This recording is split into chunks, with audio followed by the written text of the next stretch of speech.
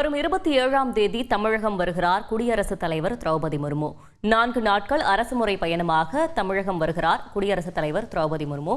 இது தொடர்பான மேலும் விவரங்களை செய்தியாளர் வில்லியம் வழங்கிட கேட்கலாம். வில்லியம், வணக்கம். இது தொடர்பான மேலும் விவரங்கள் என்ன? வணக்கம். குடியரசுத் தலைவர் திரௌபதி முர்மு அவர்கள் 4 நாட்கள் அரசுமுறை பயணமாக தமிழகம் வருகிறார்.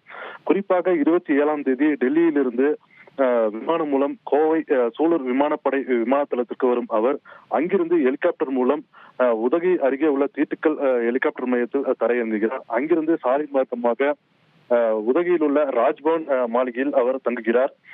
28ஆம் தேதி ராஜ்பவனிலிருந்து கிளம்பி குன்னூர் ராணுவ பயிற்சி கல்லூரிக்கு சென்று அங்கு சில நிகழ்ச்சிகளில் பங்கேற்கிறார்.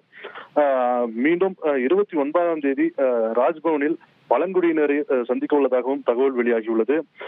30ஆம் தேதி காலை உதகையிலிருந்து ஹெலிகாப்டர் மூலம் மீண்டும் கோவை சென்று அங்கிருந்து விமானம் மூலம் திருச்சி சென்றடைந்து திருச்சியிலிருந்து திருவாரூர் சென்று அங்கு சில நிகழ்ச்சிகளில் பங்கேற்கிறார்.